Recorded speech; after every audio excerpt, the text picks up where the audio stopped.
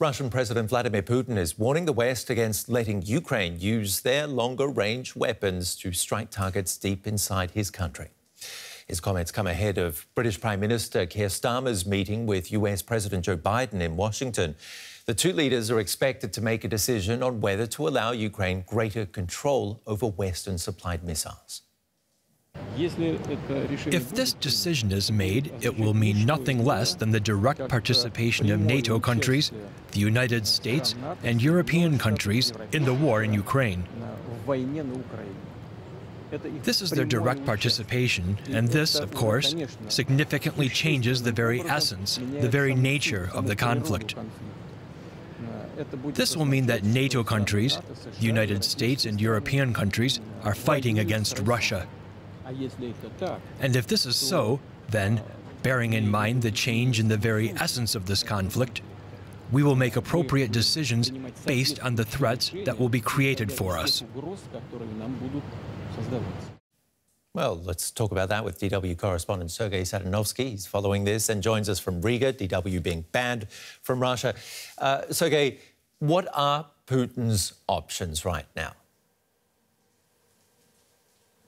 Well, it's hard to say because there were a lot of red lines in this conflict, in this war, and many of them have already been crossed. First of all, it was any weapon supplies to Ukraine. This was the first, one of the first Kremlin's red lines. And then the use of missiles outside the combat zone, then attacks on Russia's territory, F-16 deliveries. Now it's all the reality, and still the nuclear war hasn't begun.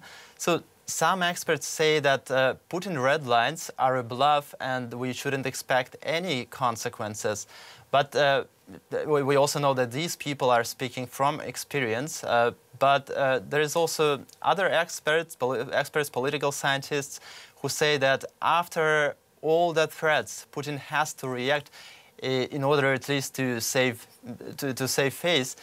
But even these people can't say for sure what the reaction of the Kremlin might be to these actions. You mentioned the worst of his threats there, nuclear warfare. How serious are his threats against the West? See, he hasn't said anything new. It's now been 2.5 years that Putin keeps repeating that he's not at war with Ukraine, but at war with the entire West. It will be hard for him and his administration to explain what's changed this time. And he says, for example, that if the West lets Kiev use long-range missiles to strike targets deep inside Russia, it will be seen as the West's direct involvement in this conflict. And he also said that it's going to change the very nature of this war. But of course, direct involvement of the West and just what we're seeing now is just letting Kiev use its weapons are two different things. So maybe Putin wasn't actually speaking to the West. Maybe he was once again trying to convince the audience, the Russian people, why he can't win this war. And so the explanation is that he's not at war with Ukraine, he's at war with the entire West. And we should also keep in mind what his spokesperson, Dmitry Peskov, said a couple of days ago. He said that there shouldn't be any special reaction to these actions, and that the special military operation that Russia is doing in Ukraine is the reaction to the West's actions itself. And we've already seen Moscow come under attack by Ukrainian drones. What are the targets deep inside Russia that Ukraine wants to strike with longer-range missiles?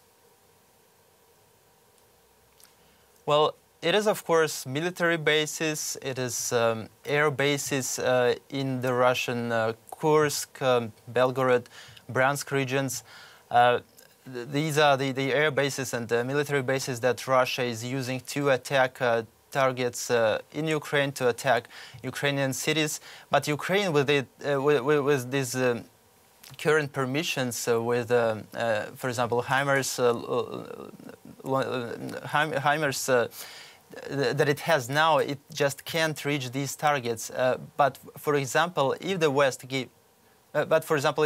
if the West gave Ukraine permission use longer-range missiles, for example, ATACMS, it would be harder for Russia to protect its military bases that are now being used to attack Ukrainian cities. Mm-hmm. Okay, the analysis there from DW's Sergei Satanovsky. Thank you. Well, Ukraine says Russia has attacked a civilian grain ship in the Black Sea for the first time. President Vladimir Zelenskyy says the vessel carrying Ukrainian grain to Egypt was struck just as it left Ukrainian waters off the coast of NATO member Romania. No one was injured. Torn and twisted metal with its precious cargo scorched and scattered. The Ukrainian Navy says this ship, the Aya, was struck by a Russian cruise missile after it left Ukraine's territorial waters. It's the first time a civilian vessel carrying Ukrainian grain has been hit while at sea since Russia's invasion more than 2 years ago. As tracking data shows, the Egypt-bound ship was off the coast of Romania when it was hit, but Romanian authorities say it wasn't in their territorial waters at the time. With Ukraine one of the world's largest grain producers and exporters, President Zelenskyy branded the attack a threat to the world's food supply. In a statement, he said Ukraine is one of the key global food security guarantors. Domestic stability and normal life in dozens of countries around the world are dependent on the normal and unhindered operation of our food export corridor. That corridor replaced the previous route after Russia pulled out of a UN-backed deal to provide safe passage for Ukraine's agricultural exports. Now ships hug Ukraine's coastline before passing by NATO members Romania and Bulgaria to reach Turkey and the Bosphorus Strait. The new route has allowed Kyiv's grain to keep reaching many countries in Africa and the Middle East that rely heavily on Ukrainian supplies. But this attack on the Aya casts fresh doubt on Ukraine's ability to get its much-needed grain out to the world.